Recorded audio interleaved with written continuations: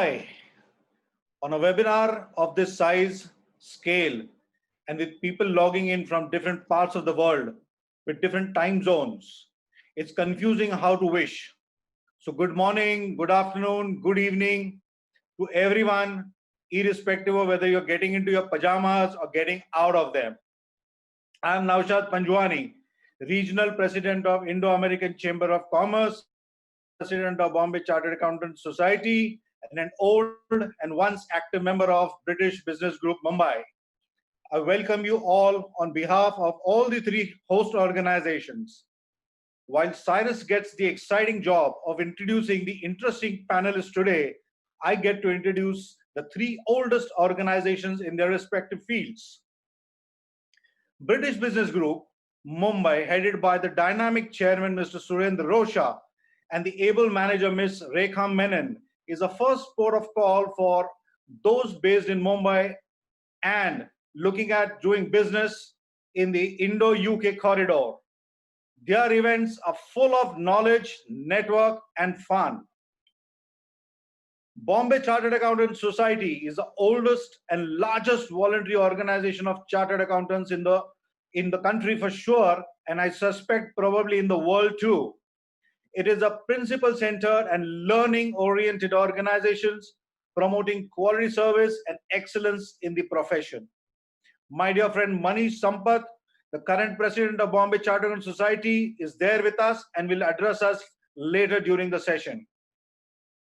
Finally, the Indo-American Chamber of Commerce, of which I am the current regional president West, is the only apex bilateral chamber energizing India-US economic engagement. Our relationships with the various states of United States of America, combined with our extensive network of numerous chambers of commerce across USA, makes us an attractive first port of call for all large as well as medium-sized companies looking to doing business in the Indo-US corridor.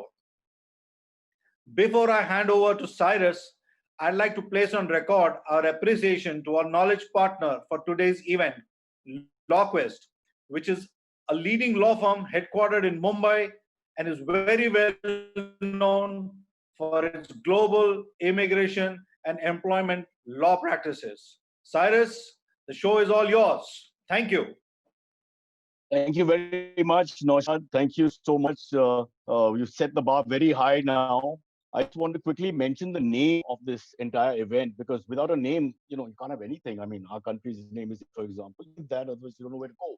The name of the show is The Global War for Talent in a Brave New World by Aldous Huxley, but apparently he's not involved because he's dead. But who is involved is a ton of great people, all academics. And the question you might ask is, if we have academics on a show like this, brilliant intellectuals, people who can see the future, who want to movers and shakers who will change the world, or hopefully heal the world, why me with that panel? Well, it's obvious, because we're looking at global talent and we're going to try to save that global talent and harness it back and give it back its energy, etc., and space it out all over the world correctly. And while we do that, we have to look at the other end of the spectrum, the lack of talent, which is where I come in. So I'm trying to make sure we have a balance. We have that paradox in mind. Science teaches us that relativity is everything. You've got to look from one end to the other end to understand everything and put it in perspective. And hence, thank you for choosing me. Purvi, who I'm going to now introduce with a lot of fanfare. Before I do that, a quick word. My name is Cyrus Brocha. I'd like to just talk about myself because after this I can't. I'm 5'8". I weigh 91 kilos. I'm probably male and I'm right-handed. And I'm very happy to be here because during lockdown, as you all know, we do have a little more time than normal. Might even be classically conditioned to enjoy this sometime. I'm worried about that. We'll talk about that as well. Quickly, just point out our speakers for today, all big guns, all earning in 9 figures or less for now. We have Gyan Nagpal, of course, a talent strategist and a writer, and we hail from the same school. I do remember, 27 years ago when he stole my lunch for the first time, but we still have a good relationship. Bhaskar Bhatt, who heads Vistara and was a titan, so to speak, which we'll talk about when we introduce him properly again. And Purvi Chotani, who's put this whole thing together. And I would like to spend a lot of time talking about her, but I would also like to mention our other soldier, agreed to come. In fact, he called me up and said, Cyrus, I haven't been in the news for some time, so can I attend this event? I speak of Dr. Shashi Tharoor, who, by the way, is not a medical doctor from what I gather. So if you're injured, don't call him. He's not going to be able to help you at any point. All right, so he's going to be our special act a little later in the program. But first, this lovely lady, Purvi Chothani, has got a fantastic bio. I mean, it's like 17,000 pages. The whole event would end before I reach like page 4.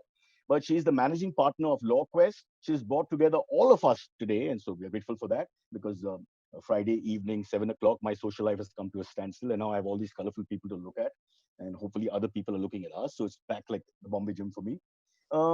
She is the immediate past president of the Indo-American Chamber of Commerce, is a legal professional licensed in India, the US, and the UK. And she's the one, the brains behind all this. And Puri, want to give you a top up here. The last time we met about 10 years ago, you made me enter into a crab race, a 40-year-old male on all fours, tied to another male on all fours, running around. So, from where to where, your work, covers the entire gamut. So I thank you for bringing me here. And of course, I'll be talking a lot of rubbish and a little well, brevity is necessary, I suppose. But we have to look at this as a very serious issue because suddenly this COVID world will end. And Purvi, if you can come and just say a few words and tell us why we're discussing this topic, while I scratch myself behind my head. Purvi. Thank you, Cyrus. I'd also like to thank all the three organizations who are supporting us today, and especially Naushad, who helped bring the three organizations together. So today, why are we here? We're going to discuss the biggest disruptor that any of us has witnessed so far, and I hope we don't witness another one like this. This has disrupted our lives, our business, the way we present at conferences, the way we socialize, and everything. I've been playing housey and treasure hunts on the internet. It's been fun, but it's really affecting business. So that's what we are going to discuss now.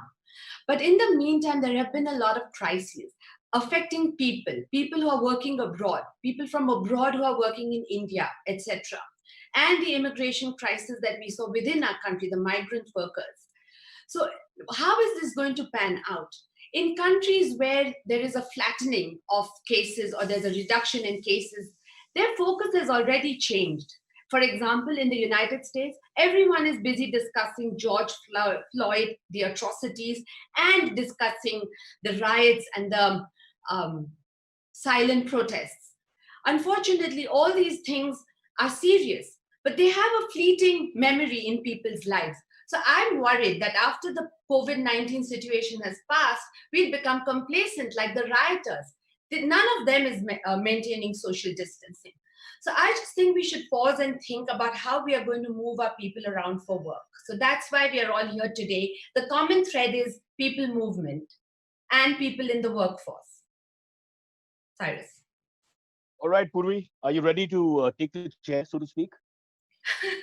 You can fire away. Will. And let me just go on record here. I am the son of a lawyer, a grandson of a lawyer, and the great grandson of a lawyer. So I cannot lie. None of these questions have been sent by Purvi to me for Purvi, because that would not be right. Right, Purvi? I've got them all from several years of research that I've done on the subject. But let's start. We'll open the battle with this question. Now, you're an immigration attorney, Purvi. Your legal practice depends on the movement of people, obviously. Now, we're seeing nations closing doors against foreign workers in many ways, some temporarily, but obviously some will be more long-standing. Which country is still open for immigrants, in your opinion? And do you see that changing soon, a more flexible approach? So just now there is a temporary suspension of foreign travel to most countries, unless you are a citizen of that country or you have special circumstances that merit your presence in that country. But all in all, Canada is still open for immigration. It's the most open country in India, in the in the world, in the developed world. So Canada is still a very attractive destination. But countries like Germany, France, the United States, all of them are making noises that they're going to clamp down on foreign workers in their jurisdictions. So it's a bit alarming. Even for the business travelers, the Schengen visa is currently suspended. So we'll talk about that later with Mr. Tharoor. But yeah, this is the situation just now in the world. Even India has stopped the arrival of foreigners, though just yesterday they have relaxed it for high-level scientists and technicians to come and resolve emergency problems, etc., if there are any. So that's good because we have a client who had a gas leak in one of their plants and their technicians couldn't fly in to fix it, but now they can. Right. So you're saying Canada at the moment is a little flexible and has not become very hard-grained as most of the Yes. nations around us. But what Absolutely. about North Korea? North Korea is pretty open to I migration. said the developed world. We don't know. Nobody knows what's going on there. All right, next question. Which country has taken the toughest measures against immigration? And is there such a country? And are these, in your opinion, permanent sort of restrictions? So I think I addressed the question in the earlier one, but I would say that the countries that are going to most affect Indians and our Indian economy, I'd like to speak about those, are the United Kingdom, the United States, Australia, some of the continental European countries. So these are the ones that are going to have a devastating effect on us if they clamp down hard. At the moment, they haven't made any permanent decisions, but there is a lot of conjecture and a lot of threatening announcements, especially from President Trump. Every 20 days, he's saying he's coming out with something new in the next 30 days. So we are watching. But he's personally working on a cure for the virus. So we have to thank him for that. So what would this mean for IT companies? I mean, we're the world's famous IT import-export sort of market. What's going to happen if we can't go to Germany and Australia and America and Sure. UK? So I'm going to sort of add a little bit to that question. So I want to say that in two parts. Is President Trump going to be re-elected? And if he is, what does that mean to immigration? And what does it mean to the IT companies across the world, irrespective of his re-election? So first of all, is Trump going to get re-elected? Oh my God, even the best predictors don't know that. But if you want to put your money on it, he's going to win. The betting institutes are giving you odds that he's going to win. But if you want to listen to economists who study unemployment and the effect of crisis on GDP, etc., they say he's going to lose and will barely garner 35% of the popular vote. So it's very hard to predict. But if he does get re-elected, I think that he will clamp down, especially on the temporary worker programs. And one of them is the H-1B program. Now, the Indian IT companies, many of our leading stars have got 70% of their revenue coming in from the United States. Now, the number may vary depending on whom you're talking to. But if he clamps down on the H-1B program, many of our Indian businesses, IT businesses, will have to rethink their model because they won't be able to send temporary workers over there. There's a lot of negative image about the program. However, a lot of it is nonsense. There is economic data to show that this program actually benefits American businesses and the American economy. But the vote bank in America does not recognize this. They only listen to and recognize what President Trump says, especially in the rural areas of America. So just a quick word as one legal luminary to another. Gambling is illegal in India, so I don't think we should discuss betting ever again in this event. The moment Vistara has a flight out of India, go out and bet. All right. And where will you keep your money? They don't let us into their country. Let's get this. This is a segue from the last question, which I interrupted with my stupid points. Is it possible that we could have a world where visas as a concept become redundant? Is that a possibility in the future?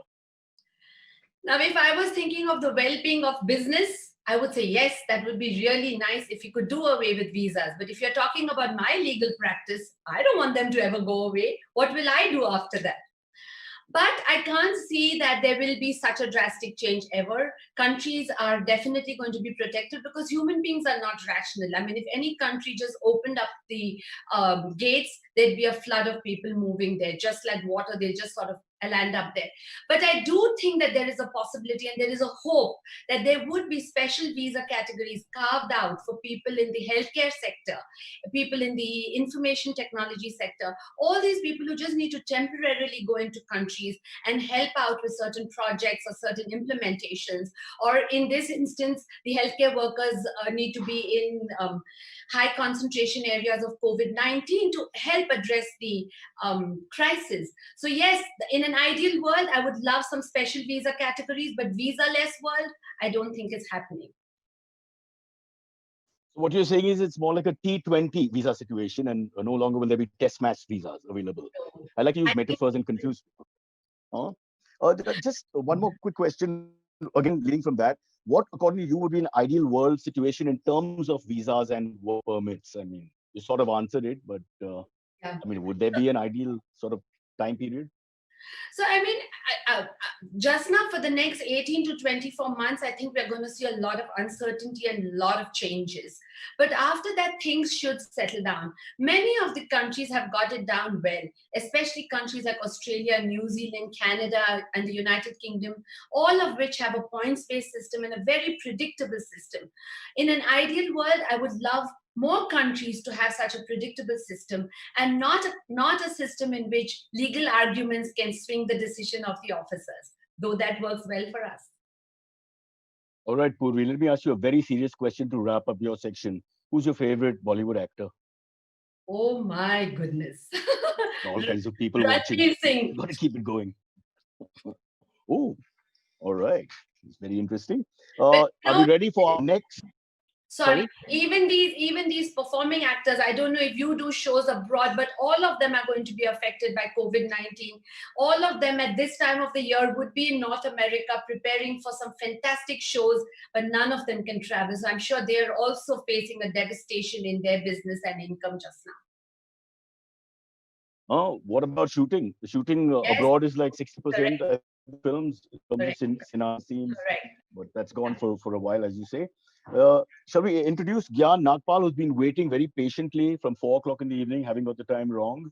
Gyan, if I can just speak about it for a minute, is a multi-award-winning expert on talent strategy who is deep invested in decoding the changing talent dynamics across the world and researching ongoing changes to the global talent pool. In layman's language, he basically can get you a better job and tell you how to get better in life. Gyan is the creator of the People Lens, a radical new approach to developing a globally relevant talent strategy, and author of 2 books, Talent Economics and the Future Ready Organization, both of which I have read simultaneously to challenge myself, Gyan.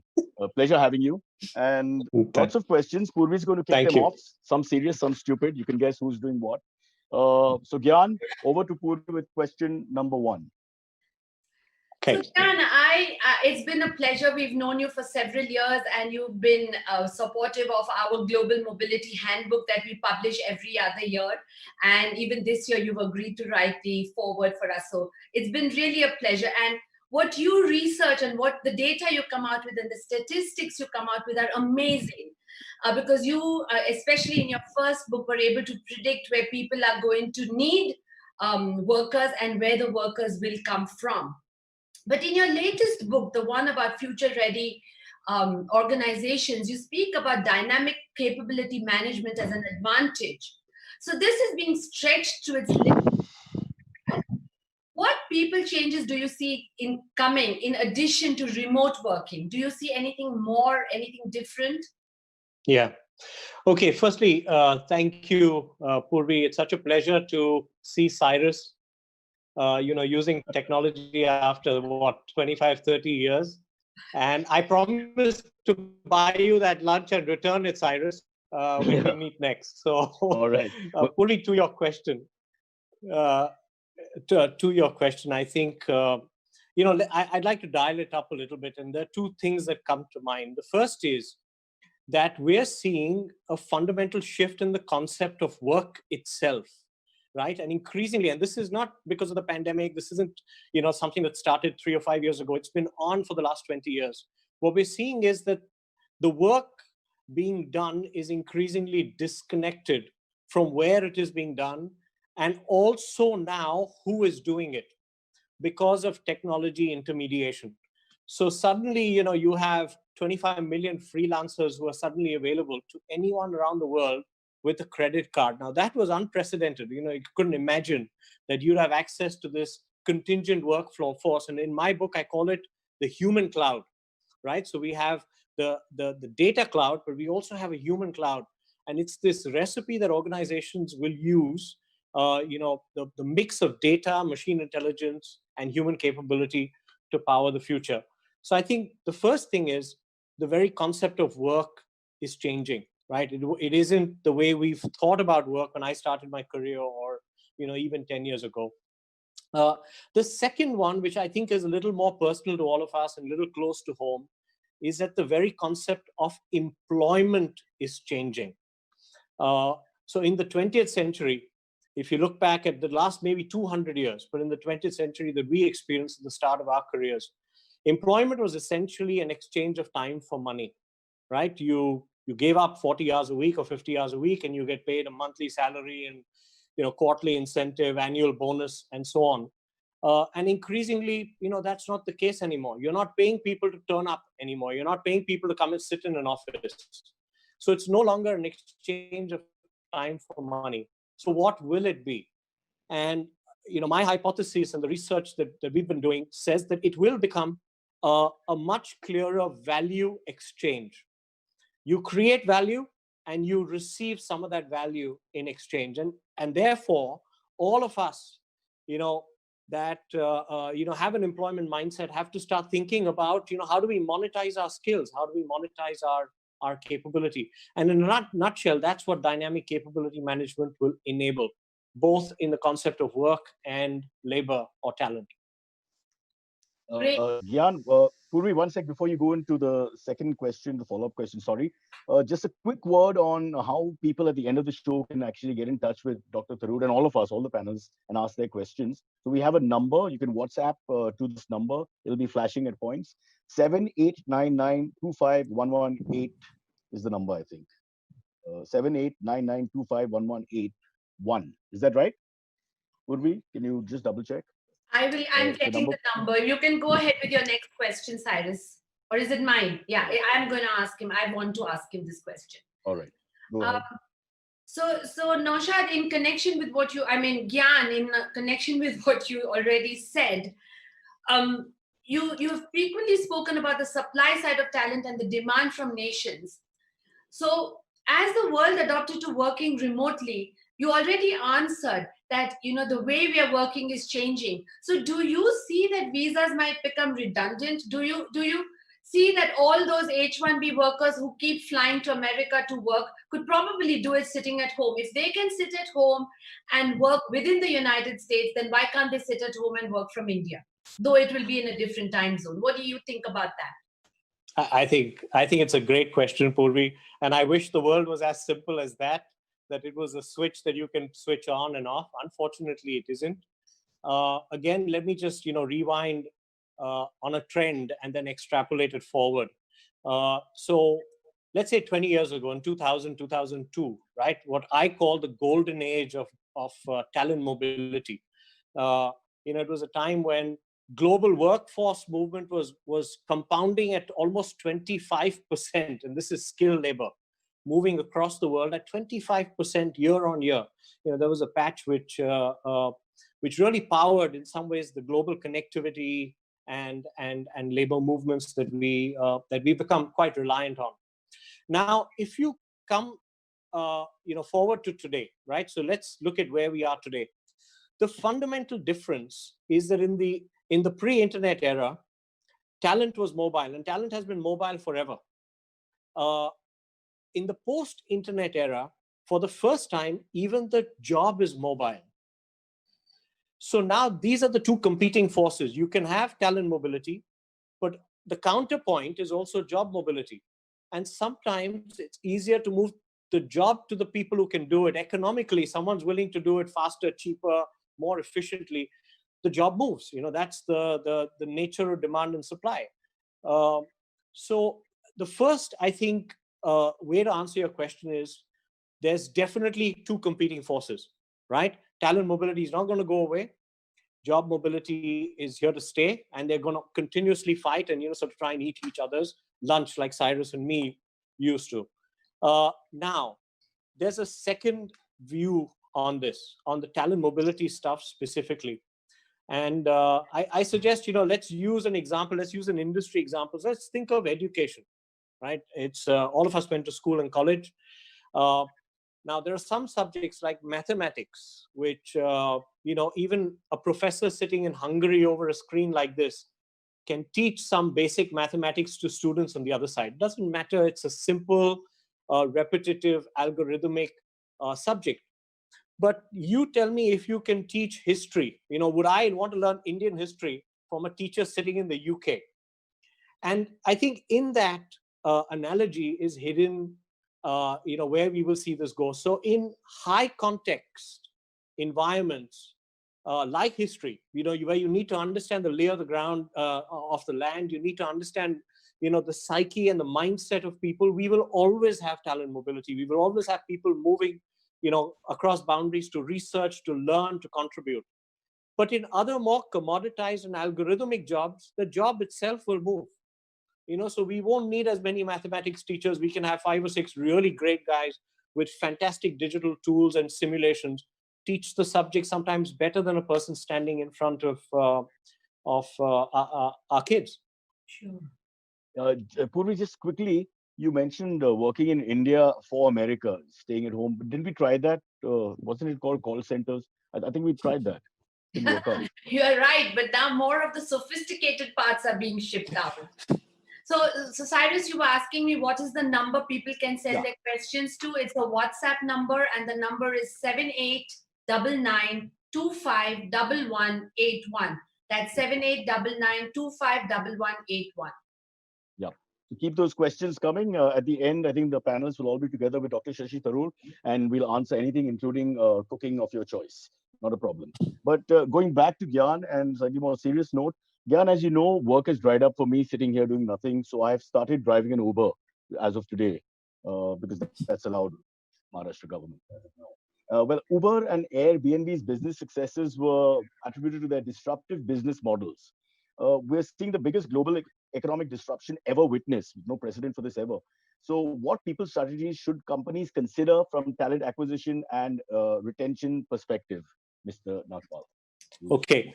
Oh, it's a big question. But before we go there, I think there are 1,000 girls out there booking Uber rides right now, hoping they get Cyrus driving them. Gyan. Gyan, you're giving Gyan again. This is Gyan. Don't do that. I wish. Okay. I wish. Thank you so much. Yeah. So listen, people strategies, right? I think the biggest disruption, and this is something that started a while back, is that we've got to stop thinking of organizations as pyramids, right? The traditional thinking is, there's a person on top and there's this whole organization underneath. That was an industrial model.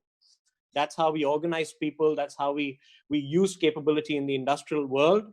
In the digital environment, and particularly when you're sort of all over the world and you're using technology like we are, I prefer the analogy that my friend Julian Stott in the UK uses, where he calls it scaffolded organizations. He calls it scaffolded organizations and social spaces. And this itself is a social space, right? It's such an efficient way for all of us to have this great conversation without wasting, days getting on a plane or trying to get there. So the first is, we really have to change the way we imagine the organization, because if you imagine it like a pyramid, then you're going to talk about flattening the organization, all of those very pyramidical concepts. And scaffolded organizations are more organic. They're less structured, but they're great fun, and people gravitate to the work they like doing. They bring their capability to a platform. The organization is the platform for capability, attracts the right talent, and then creates value for everyone. The second big people strategy is that we now have many sources of capability available. So in my book, I talk about 10 core sources of capability that modern business has access to. And within these 10, we all use a certain recipe of it: internal, external, networks, alliances, JVs, M&A. We've got so many ways to access capability in the modern world. And I remember when I started in this field, the common refrain was, we either buy talent or we build talent. And in reality today, we can buy talent, we can build talent, we can borrow talent, or we can bot talent. It's increasingly even going to bot. So it's buy, build, borrow, or bot. That's the fundamental choice we have today when we're thinking about, where should work be done and how should work be done. Okay, so talent shouldn't panic. You're finding ways to keep talent in the pool. We'll talk about Mr. N.G. Subramaniam, the CEO of TCS, for a second, because he's gone on record to say that by 2025, TCS will only have 25% of their workforce in offices, in land offices. When you wrote the book on future-ready organizations, did you ever dream that this could be a reality? I think you mentioned something similar. Yeah, but not so fast. I must confess, this crisis, for all the pain, it also pushes us out of inertia sometimes. And there's someone said that, I can't remember who, never waste a good crisis. And I think human inertia is a huge enemy of progress, and it's going to force us to think differently. It's going to force us to behave differently. But to your question, I think what I like about TCS, what I like about even, I think Rajesh, Gopinathan also said this afterwards, that we're committed to only a small fraction being in the office. Employees can only come in 25% of the time, and they're effective. What I like about TCS is that they're coherent, they're clear. It doesn't matter what your choices are, as long as you can make it work. It's not good to have fashionable choices that you don't put your heart behind, you don't put your culture behind, and therefore you don't enable. You don't have the right practices and policies to make successful. But on the other side, you spoke of a spectrum earlier. We have Salil Parekh at Infosys, who says that we don't want to work virtually. We want our people in. And Salil's logic is also very sound, where he says, look, the reason why we are successful in the pandemic is because people have built a lot of social capital before, and we're dipping into that social capital. We know our colleagues, so we can work off a screen. But in the future, you hire a new employee, they never enter an office, they work with people on a screen. Will they really feel the same way? Will they be sticky enough? So on and so forth. So I don't know who's right. I think both are right, as long as they've got a reasonably sound framework to engineer their organizations to be successful using these key choices that they are making. And I think the truth, like always happens, the truth is somewhere in between, but you can live on both poles of the spectrum. All right. Gyan, will you just hang in there for a little while, because we're now going to put the focus on Bhaskar Bhatt, who's been sitting patiently. I hope he's sitting. I can't tell from here. Posture is always a difficult thing. So we'll get him in and let him have his say. Thank you from him as well. Thank you, Gyan. Stay with us because you're there at the end of the program as well. Bhaskar Bhatt, the man behind Titan's success, and may I say I'm a proud wearer of Titan watch. Sometimes that's all I wear. As described by Forbes magazine, is the current chairman of Vistara Airlines, a leading citizen of India, and a man with a conscience, as seen by the recent work that he has done. I think he deserves a round of applause for the work he did personally with migrants affected by the lockdown in his home city of Bangalore. Vistara is set to be another success story under his able leadership, and we're delighted to have the options to travel by Vistara, and for me, gratis, which I thank you so much for that. Really, hey, they didn't tell me that. And I'm not even a migrant, not yet. Nobody told me that. Wait. So, Thank you. Thank you, sir. The problem with 25% workforce coming in, nobody knows what's happening. Mr. Bhatt, it was in the fine print. It was in the fine print. You didn't see that. All of us. My lawyer speak it. Purvi, you can kick off here with the first question on the aviation industry. Yeah. Right. So I think that the aviation industry and the tourism industry are the ones that have really taken a hard hit. After we saw the terrorist attacks in the hotels in Mumbai, we saw how hotels changed their behavior. The hotels were behaving different. Everybody who was going into those hotels was behaving different. I grew up in an era where going out for a nice meal was a walk into the Shamiana, and you could get in and out within minutes and yet have a nice meal. But now you've got to think, am I going to be able to get parking? Will my car be allowed inside the gate? So many things have changed. So in aviation also, we are anticipating such changes would come. What, according to you, Mr. Bhatt, would work in the future? Good question. And everybody's trying to answer this question in their own way. And it's not just the answers. It's not just the answer. What you do matters. So let me start by comparing, that 26/11 attack. And, there is a theory, or rather something I believe in, which is from science, that's called hysteresis.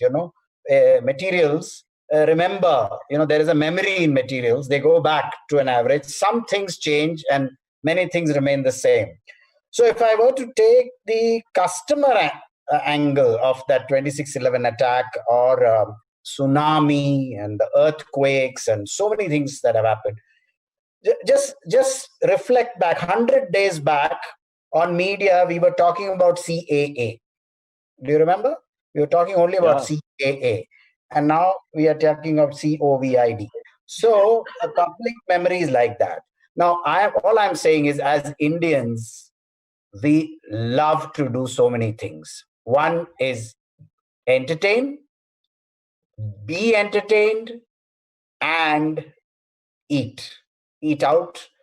So if I were to take the hotel industry example, it will be driven by the consumer wanting to get back. But travel is not like that. I mean, aviation, there is a fear, doubt, uncertainty, and fear is what is stopping right now people from traveling. Now, if I were to take what has happened in the last 10 days in India, I'm talking about only India right now.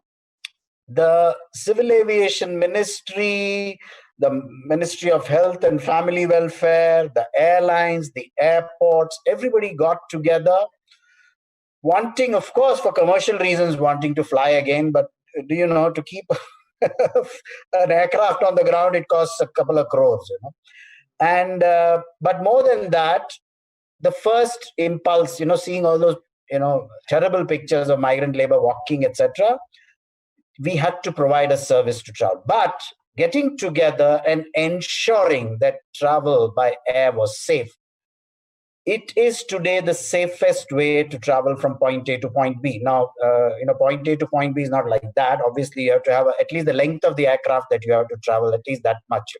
So long distance travel, because of three things. One is the measures that have been put in at the airport. As you enter, no touch. There is no touch, including the frisking, etc., by the CRPF and so on, all over. No boarding card in your hand, only a digital boarding card. And inside the aircraft, we have all three seats full, but you got safety, the mask, and there is a plastic shield in front of you. No water, no food. A lot of care has been taken. So I would say, right now, well, the people who took the risk and flew are subject to significant inconvenience, but the loads are like 50 and 60%. We thought it would be 25%. Okay, so we are surprised by the people's desire to travel. So I won't be surprised if there are many surprises coming up in travel. But the first thing to do is to remove the fear out of travel. And that, I think, a lot of work has been done. And I can assure you that I went to the airport myself, saw the aircraft from inside.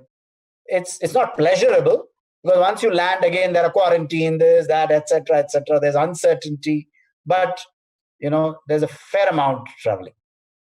Thank you. Yeah. If I may, your competitor, who is somewhat deceased now, also from Bengaluru, he had a very good incentive, which I enjoyed a lot. He would give out this Kingfisher calendar, if you remember, to people, and that would encourage them to board. And sometimes they wouldn't leave the aircraft because they'd be stuck on Miss November. I'm sure you guys will come up with creative stuff. Yeah, but, so you have to remember that you have to date. It was about the dating, not about the date in the calendar. No, fair enough. But with all these adjustments that you guys are making, obviously everything's going to get more expensive. Someone has to bear the cost. Do you think that you will go back to the old normal and just pay whatever it takes to fly? You think that's what's going to happen? The well-kept secret about flying is the crude oil prices have come down. Therefore, aviation fuel prices have come down. It's like the jewelry business. The entire benefit is passed on to the customer. We are very, we're very philanthropist in our entire approach. It is like almost like not for profit. We are not for profit. We are a service kind of thing. Anyway, jokes apart, the flying, the cost of flying versus the price of flying. Incidentally, just to give you some number, it costs. You pay only 5 rupees per kilometer, per seat kilometer, whereas you pay 18 rupees to that taxi wala, no, per kilometer. Yeah. It is only 5 rupees. Can you imagine that? So actually, flying is not only safe, it is also cheaper. And but they won't fly me from Malba Hill to Marine Drive. That's the problem. At least the length of the aircraft we have to fly.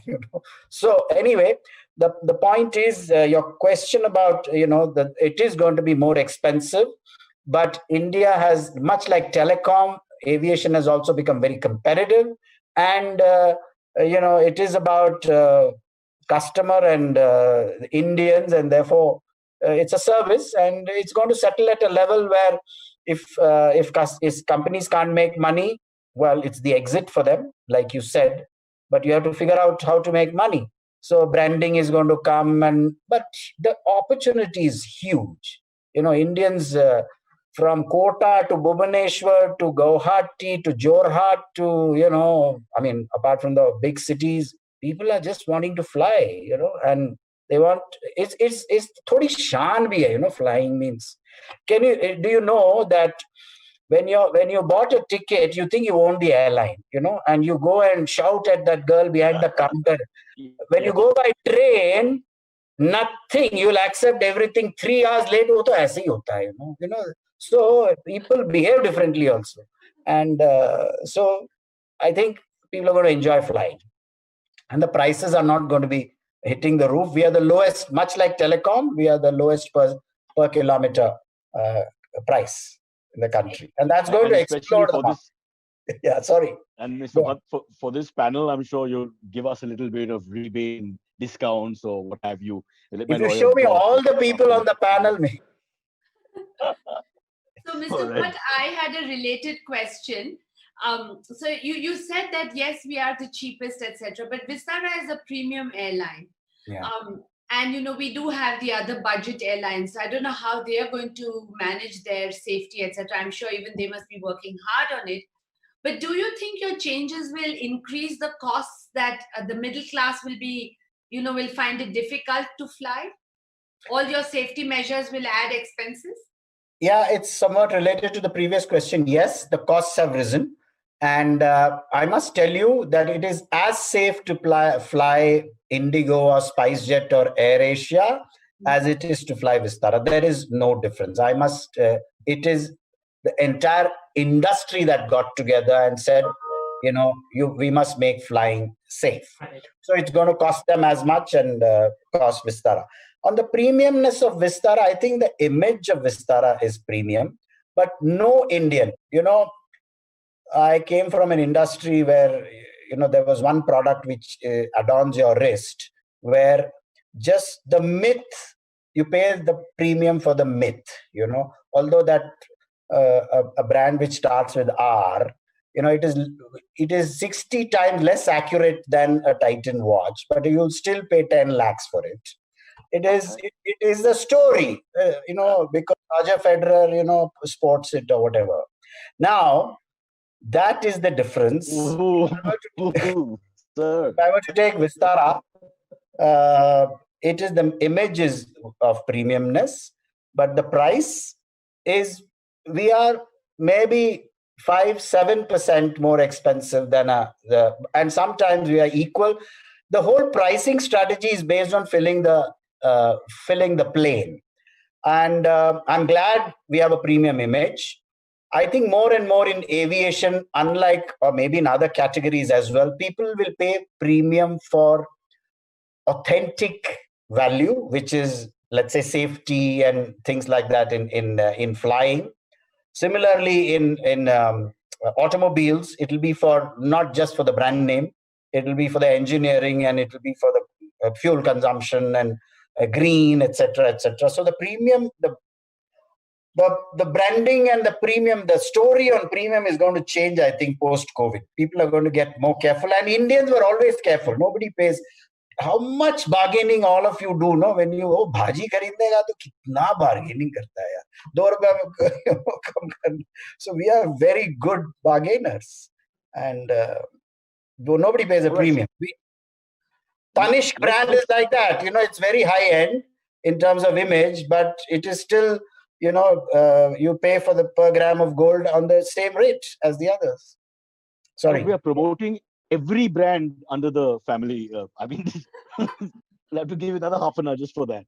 But can we personalize the next question a little bit? Because I'm sure as a head of industry, people would love to know whether you personally, I'm sure you'll have to say it politically correct thing to say, would you like to fly? Would you want to fly right now? And if you did, what would you like to see in terms of the aeroplane culture and what's going on when you fly? Yeah, there is a during COVID, and there's a post-COVID thinking I've done on this. Right now, during COVID, incidentally, I am hoping that I can get a seat on the reverse evacuation flight to one of the destinations abroad for a very personal reason, and that is going to, hopefully, when I finish this, that will be confirmed. But post-COVID, I mean, what one wanted to see in flying was really more comfort, broader seats. Even I'm talking about economy class, whereas airlines have been pushed and pushed and pushed to narrow the seat and reduce the comfort. Um, Incidentally, the safety of flying is not just about all that I said. The air is also much better, much better than if you were to take any other mode of transport, unless of course you got the open in a train, you open the windows. What I'd like to see, first thing is, like good Indians, I'd like to get my idli sambar rather than get whatever they dole out as breakfast. But more than that, I think there has to be more space for, it is not good to sit and fly all the time. It is health wise not good. You have to have more space. You have to be able to walk around, and therefore obviously that 5 rupees per hour RASK, it is called, revenue per average available seat kilometer, can't stay at 5. It has to go to 7, 8 perhaps. And that's what I'd like to see: more comfort, more space, better, and curated food and fresh food, especially long journeys. Bhaskar, will you be flying Vistara? I know it's a personal thing, but when you go overseas in the near future? No, Vistara fly. We've got a Dreamliner, but it can't fly yet overseas. So it will be Zindabad, Hamara Air India. Right. Okay.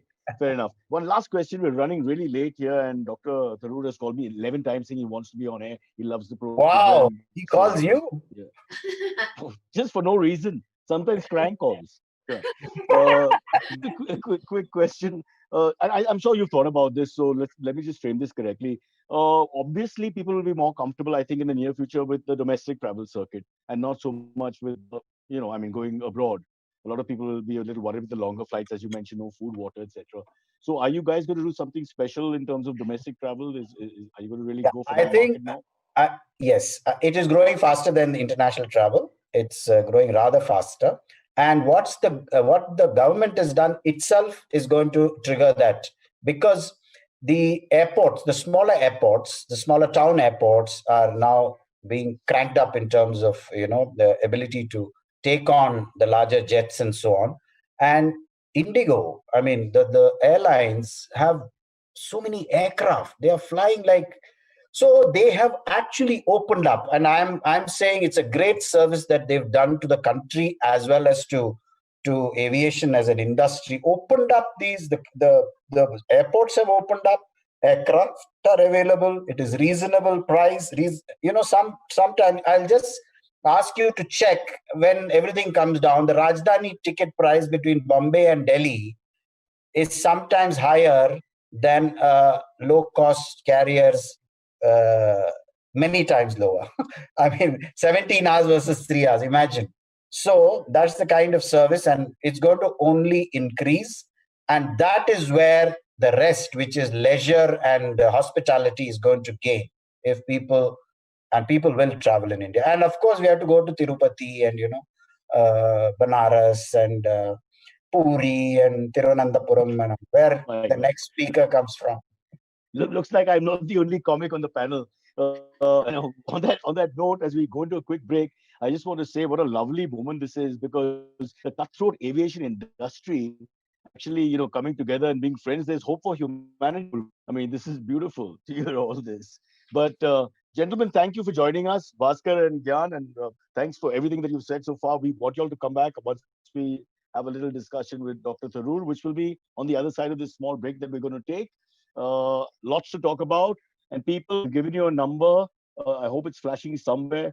And hope you want WhatsApp as quickly as possible and ask anything you want of the Member of Parliament, as well as Bhaskar and Gyan, including how much they earn, how much they spend, and how much cash for profit. No, I'm Um, just kidding. It's just silly. Yeah. Yes, Puru, you want to say something? yeah, I just want to give out the number, Cyrus. It's Yeah. you can repeat it after me. 7899 7899 2511 2511 81. 81. People can And WhatsApp their questions. Everybody. Purvi, I just don't want any of the males in your family to get upset. You are the first woman to give me her phone number ever, so openly, and just there in front of all these August panelists. So I'm slightly disturbed, actually. I can't believe this is happening to me. Wonderful day for all of us. We're taking a quick break, folks. Stay where you are. We're going to talk to Dr. Shashi Tharoor. We're going to also get back Bhaskar and Gyan, and then we're going to hopefully get some questions from you. So we have a little left in the show. Please come back. We're taking a quick break for about 2 or 3 minutes. Welcome back. This is me, just being fired by everybody for no reason whatsoever. They're not even family, can you believe it? But we run a little late. Dr. Shashi Tharoor has been waiting, so we won't waste time. I'll introduce him. Delighted to welcome our renowned Member of Parliament from Kerala, former Under Secretary General of the United Nations. Dr. Tharoor also serves as Chairman of the Parliamentary Standing Committee on Information Technology. That's who they stand. And the All India Professional Congress. In 2019, Shashi Tharoor received the Sahitya Academy Award for his book, An Era of Darkness. That darkness continues today, apparently. Tharoor is an acclaimed writer, having authored 19 best-selling works of fiction and non-fiction, and is about to launch 2 new books. If time permits, we'll get a word on that as well. He's also the author of hundreds of columns and articles in publications such as the New York Times, the Washington Post, Time, Newsweek, the Times of India, the Indian Express, the Hindu, and many, many more. And unlike me, he gets paid for the articles. Dr. Tharoor has many, many more achievements to his credit, but we don't want to waste his time. We want to get right into it. Dr. Tharoor, welcome to this wonderful panel. We've been doing lots of great work so far. Everybody's had a lot of time. Everybody's spoken too much, frankly. So let's see if brevity is the soul of wit as we go forward. The first question, are you ready? Are you warm? Are you good to go?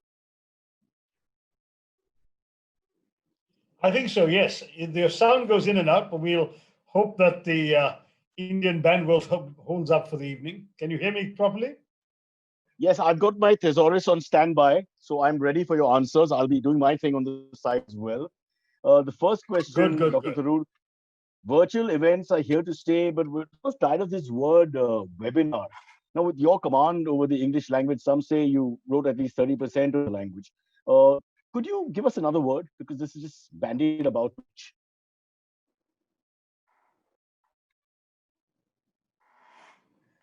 That's amusing, Sarah. I mean, frankly, what is a webinar? It's an internet conference or an internet conversation or an internet discussion, right? So, I mean, the only possibilities would be something around that. So, netcon, but that sounds like a confidence trickster or something. You could have a netcussion, or we could go the Desi route. And since we're all far away from each other in virtual reality, we could call it Doordarshan. Aha! I like Doordarshan. Penning it There down. is Cyrus on Doordarshan, right? Doing a fun Ki Baat. There you go. Oh, Kriya Dhyan DJ. This is not a panel for political posturing. But go ahead in the spirit of good comedy. The story of migrants. Now we're going to go a little more serious, Dr. Tharoor, and you've done a lot of good work, so we'd like to just talk about that. The story of migrants, both within India and outside, has been heart-wrenching. Your role in bringing back Indian nationals from the Gulf has been very prominent. So could you just give us a little bit of insight, sort of thing on what worked and how you did it, and share maybe an episode or so about what touched you when you were, in the middle of this perhaps most important job for any politician? Right. Well, there are all sorts of problems, and certainly for me as a member of parliament from Kerala and from the capital of Kerala, I had this unusual difficulty, unusual for other parts of the country perhaps, but not so in Kerala, of constituents scattered around the world and stuck. So you had, I was inundated, and I still am, by the way, with messages from people, fishermen stuck in Iran, students stuck in Ukraine, ordinary sort of charitable workers stuck in Haiti. We had businessmen who'd gone to Singapore and Malaysia, and suddenly the flights were cancelled. There was an enormous change in the realities of people's daily lives. And of course, while we locked down, so did many of their countries. Now, whereas people in some of the developed world had the kind of facilities they felt they needed to cope with the crisis, certainly people stuck in some of these countries that I mentioned to you, as well as some of the really poorer developing countries, they were extremely anxious and desperate to get back, but India had suspended all international flights. And so it was quite a job for all of us. Certainly for me, the challenge was working with the central government, that is the foreign minister and the civil aviation minister. And let me tip my hat to them, even as an opposition MP, and say they were really models of responsiveness and cooperation. Then working with the state government, I have to explain to people that as a Congress MP, I'm actually in opposition in both places. In the state, it's the communists who are in power, and the center, it's the BJP who's in power. So it was an interesting exercise in across the aisle cooperation.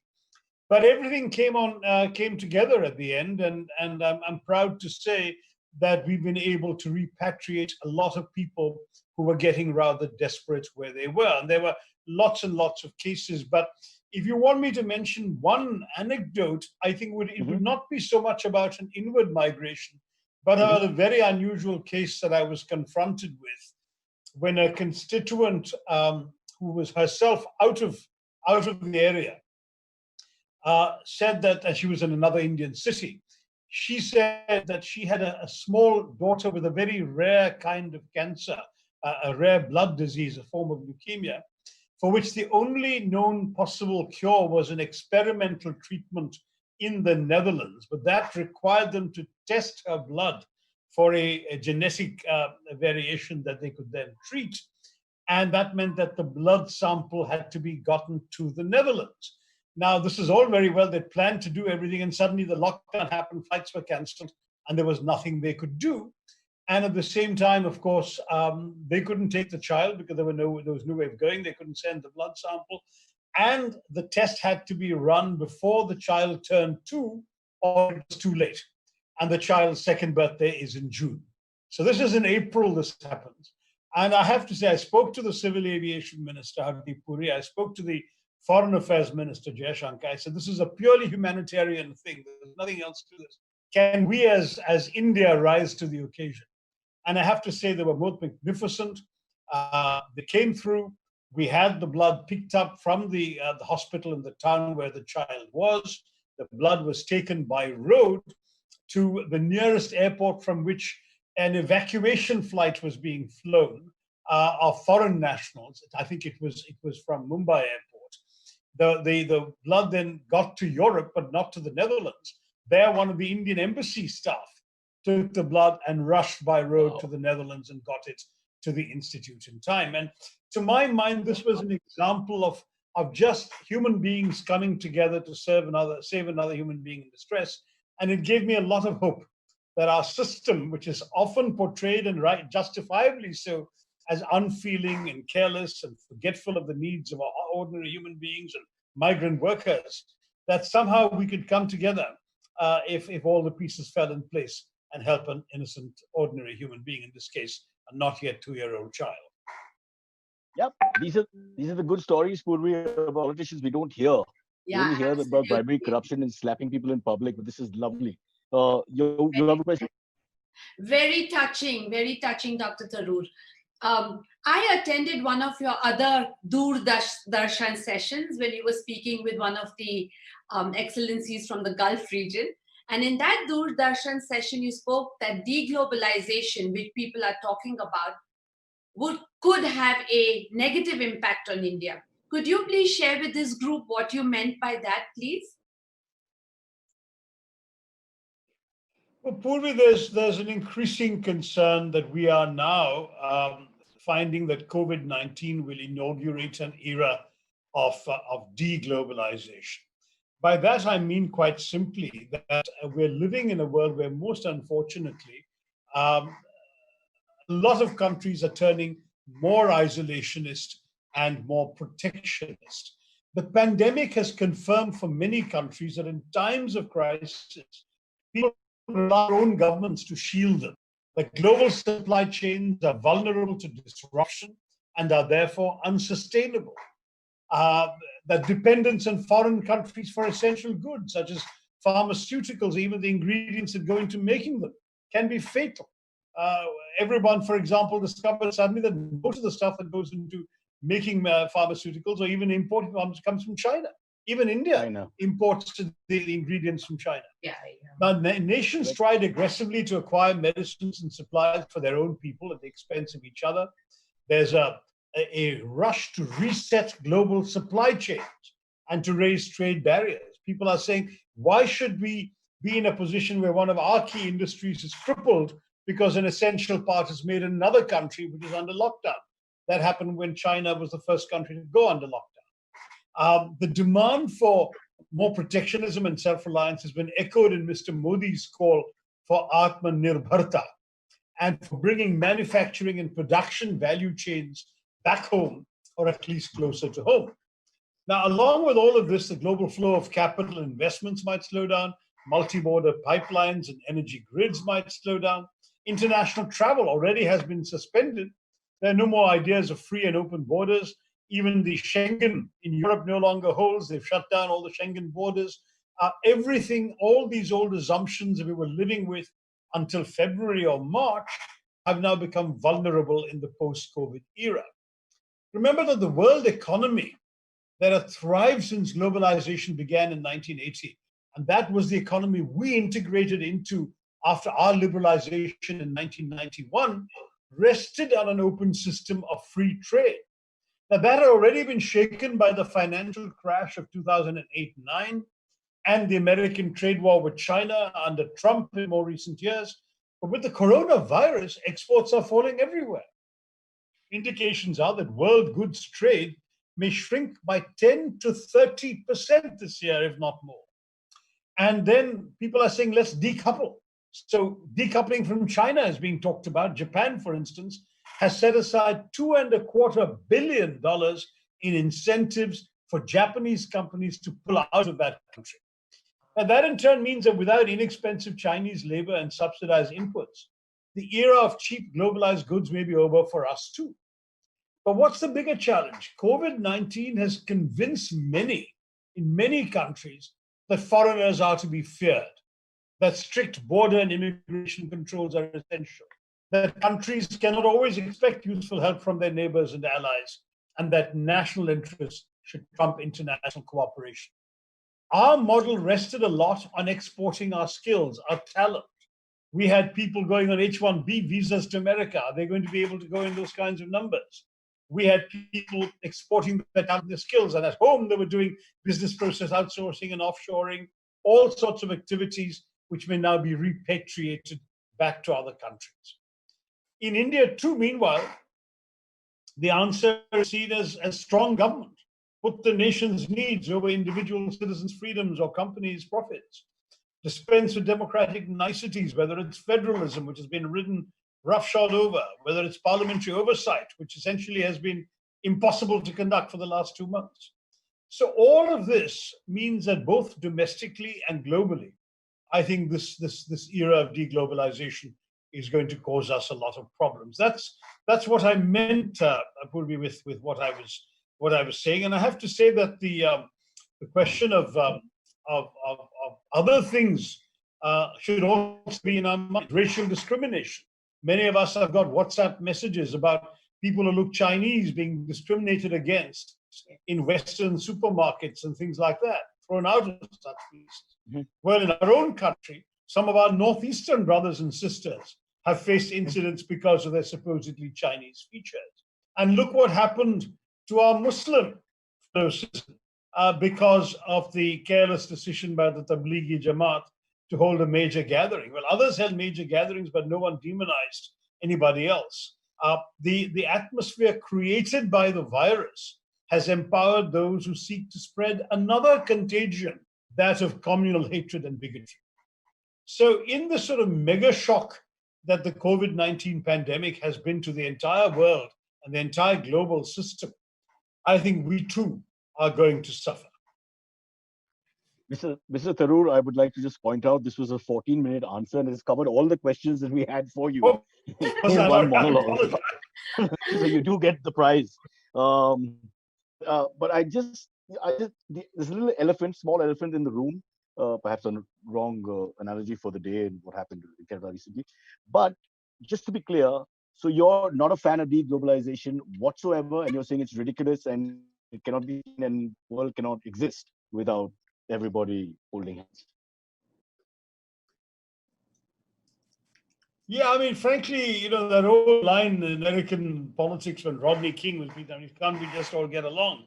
Can't we all just get along? I mean, take an example like the WHO. The Americans have announced they're pulling out of WHO. Well, what is the World Health Organization for? It's an organization that's meant to protect everybody's health across the world. So instead of actually pulling out, we should be strengthening an organization like WHO, giving it more independence and autonomy to challenge what's going on in individual member states. But instead, we are seeing sovereignty being reasserted, treaties and trade agreements being questioned. Multilateralism itself could be the next casualty. Imagine that entire international system that was so painstakingly constructed after World War II, unraveling because of this crisis. Instead of strengthening the capacity of global institutions to cope with future crises, world's reaction to the virus looks like destroying the very fundamental feature it has exposed, which is the idea of our common humanity. So I must say that I'm very, very concerned about all that, because a country like India, right from Nehru's Tryst with Destiny speech, has always believed that the problems of the world are too closely knit together for countries to pursue them alone. We really need to work in cooperation. And that's going to be a major casualty, I think, which is not going to help us or anybody else. So Cyrus, Right. I had a request here. If we could invite the other panelists back, because we want to get Dr. Tharoor to his movie as soon as possible. Right. And Which there movie are- is it, Dr. Tharoor? I'm sorry, what I didn't. Guys, the Which other movie? panelists are going to be on. I just want to know the name of the movie as we invite Bhaskar and Gyan back on the panel.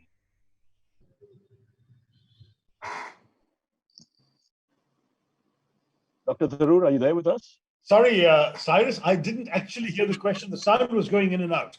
Oh, that happens Maybe with it's anyone my around end. me. Can you tell me? Yeah.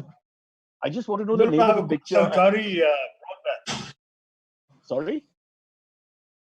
I think we're almost like I have the a good Sarkari broadband from MTNL, so it ought to be working well.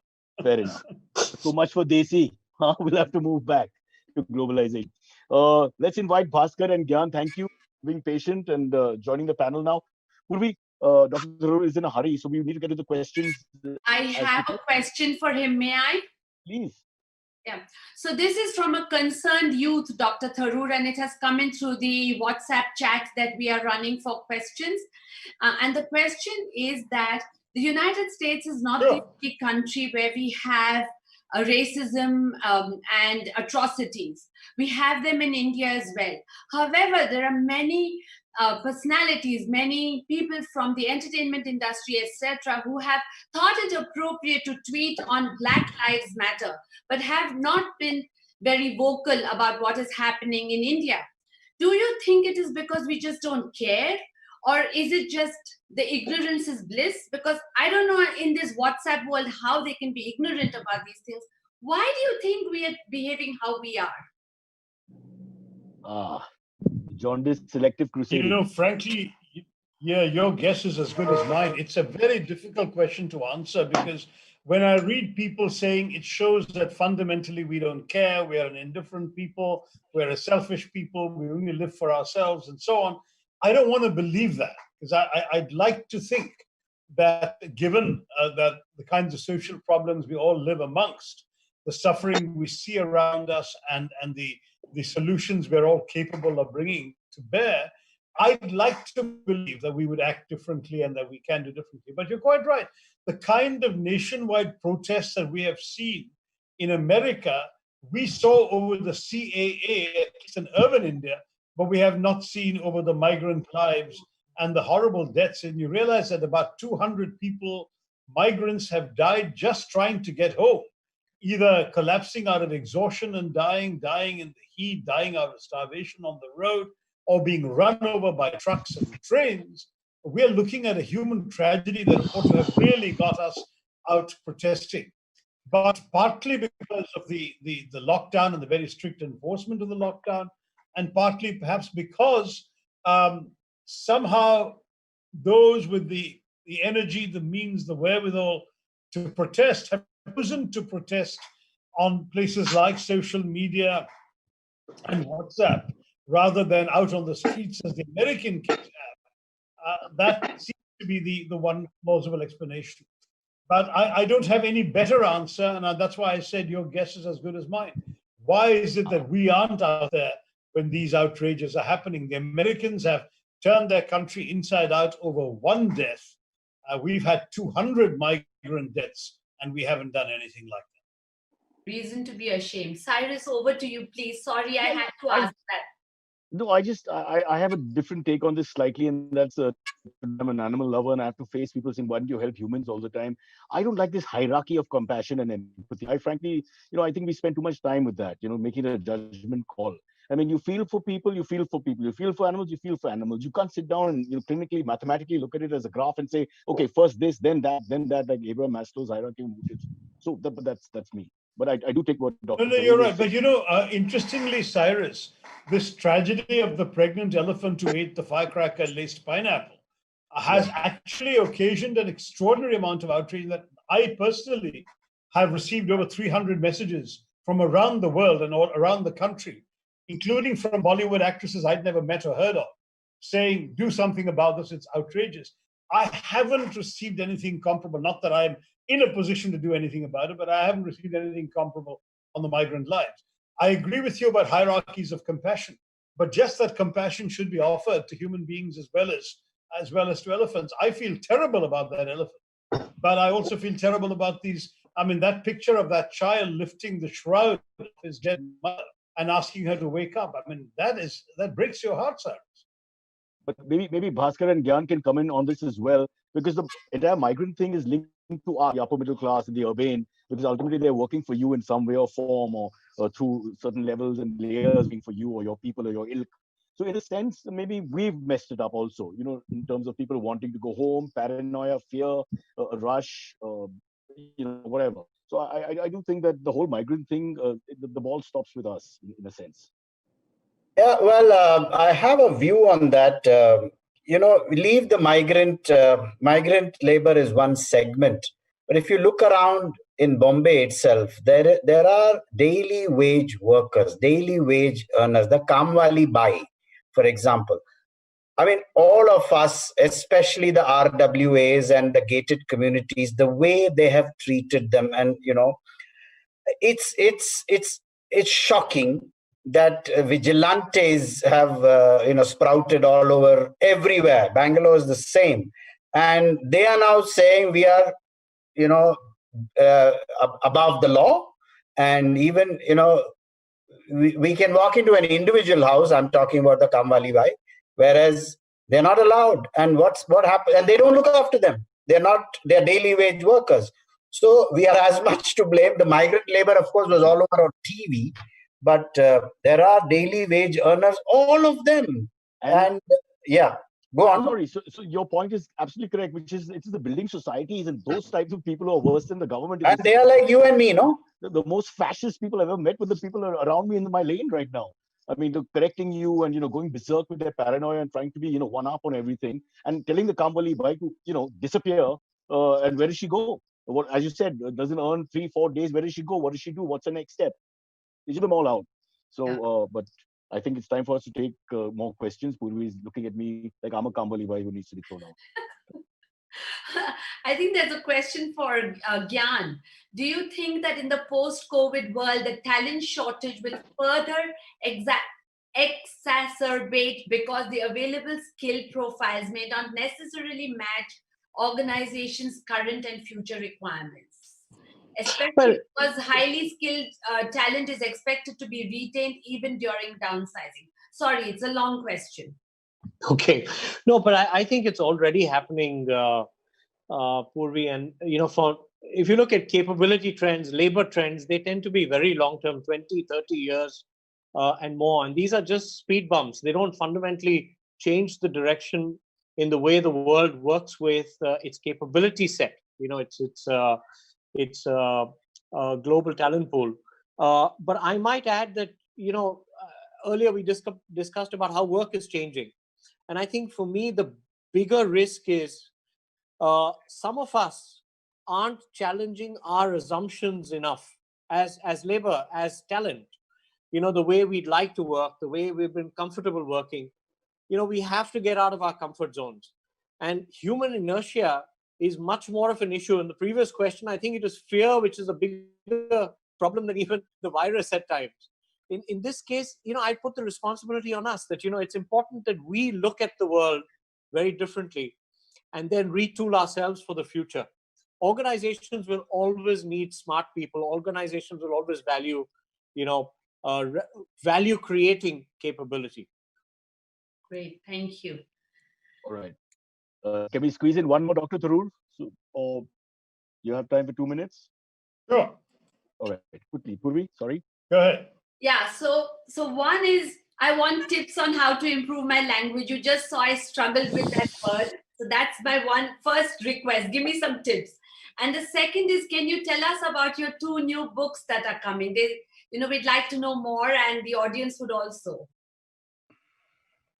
Thank you, Purvi. Well, on language, I really have one very simple piece of advice to everyone who asks that question. Just read. The more you read, the more words you'll pick up. And it doesn't mean reading with a dictionary by your side. I'm convinced that if you read the same word in 3 different places in 3 different contexts, you'll not only understand the meaning of the word, you'll understand its usage, its nuances very easily.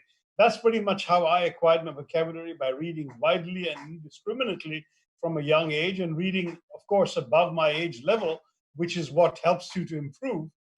There's no point reading stuff that doesn't challenge you. But it's a great way of acquiring a vocabulary in any language.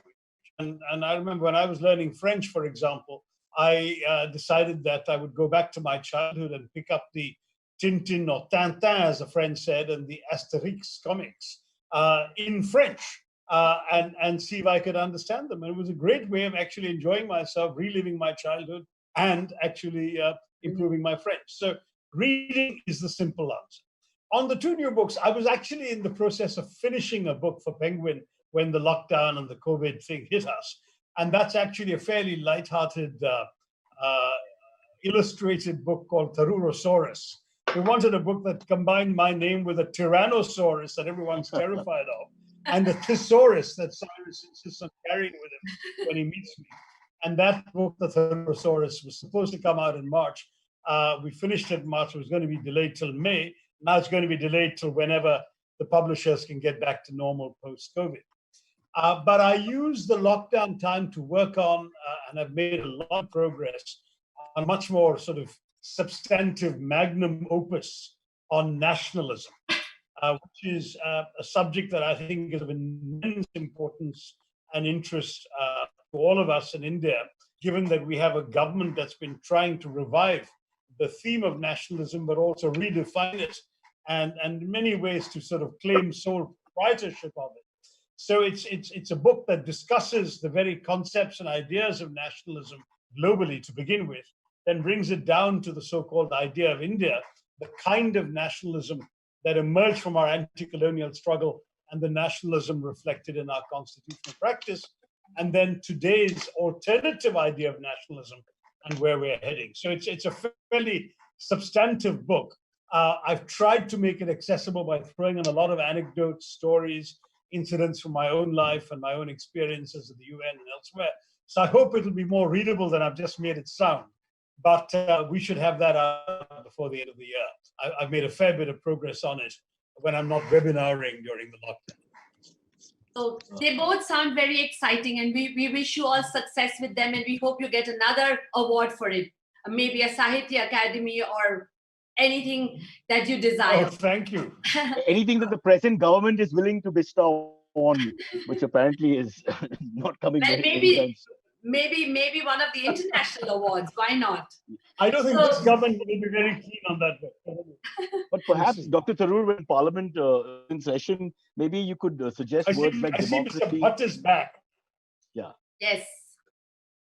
Yeah, well, we go into issues of democracy, egalitarianism, humanity, words like that. From different contexts, but we'll save that for another day. Just there's a lot of that we have to go into. Yeah. And identity as well is another word that we go into. But I see Mr. Bhatt is back. And, I had actually spoken to his to members of his board some time ago about getting flights started to Trivandrum. I just wanted to hope that as soon as possible, Vistara will be flying to Trivandrum again, because we need to get that connection back. आपके मुंह में घी शक्कर, sir. Now you are speaking like the politician. He's speaking like the industrialist. Yeah. Certainly. Anyway, Right. so Mr. Bhatt has shared a comment on our little internal chat, which says, "Get the money in the hands of the people, and the people will start spending, and Vistara will continue to fly and to Trivandrum." So, Cyrus, I think we should call it a wrap. We call it a wrap. I just want to thank her and quickly mention what a lovely panel this is, and I'm not being sarcastic in any way, because I was just thinking, Gyan will take care of my career and industry and where you're going forward, how to navigate life. Bhaskar will take care of travel, one of the most important things in the modern world. Purvi is our lawyer, and when it comes to influence, gosh, so it's all working very well for me. So very pleasant evening. Jokes apart, thank you so much. Let's do more of these discussions. And as we thank each one individually, Purvi, Gyan, Bhaskar, and Dr. Tharoor, thank you, extremely thank you, if that's the right English, extremely thank you. Tuition. But we will end. I also want to say thank you, Yeah. Cyrus. I want to thank you all, to you especially, for making it a lively discussion. And I want to thank Dr. Tharoor and apologize for our delay. Thank you, Gyan and Mr. Bhatt, and also the Chambers of Commerce that supported us. Thank you. Right. Puri, and of course, you're the brainchild and all this. Let's not leave you out. But we have a formal thank you, Mani Sampath, who's, I hope, had few, and by few, I mean lassi or whatever is allowed by the government, to give us, take us out of this entire webinar, Dr. Tharoor. Doordarshan. Called a webinar, I'm told. Doordarshan. Mr. Sampath. Thank you. Good evening, everyone. And we have reached the end of today's discussion, and my hearty congratulations to all of you for making this webinar a grand success. I am honored and lucky to have the opportunity to vote of thanks for this special event. Firstly, Dr. Tharoor and all other presents, please excuse me, as I will not be using any of the exotic words from the voluminous Tharoorian vocabulary to propose my vote of thanks. Friends, all of us will believe that in the past 70 days and more, the media has written and said a lot about the migrants issue, both in the blue collar and white collar jobs. But today's discussion was fascinating, insightful, and very thought provoking. The panelists covered all the issues in the crisis from the perspective of a lot of different sectors and industries. What I particularly liked about Dr. Tharoor's presentation was when he mentioned that the migrants issue everyone on an equal footing. Additionally, he also mentioned about the humane side of our full system, and what he mentioned was very special. And otherwise, we would have never known about this, as it would have never been reported in the press. The way in which he explained the subject and other economic aspects of the extraordinary situation was exemplary. We express our gratitude to you, sir, for spending your time and evening with us, and we are grateful to you, and please accept our warm appreciation and a virtual applause. Further, I, on behalf of all three sister hosting organizations and all of you present here today, would like to propose a very hearty and well-deserved vote of thanks to all our panelists, Purvi, Mr. Bhaskar Bhatt, Mr. Gyan Nagpal, and wonderfully moderated by our friend Cyrus. And Cyrus, I hope you have not in your shorts and you've worn a full pant today. All of you were brilliant and spoke their hearts out from different practical experience and business understanding on human resources as an important factor for any economic activity. A big thank you to all of you to have made today, and for the benefit, your thoughts were really a benefit to all of us.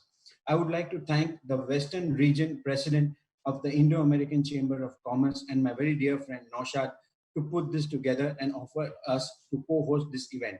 And finally, friends, a big thank you to all of you to participate in big numbers and making this event a grand success. Good night, take care, stay safe. We'll meet again. Bye.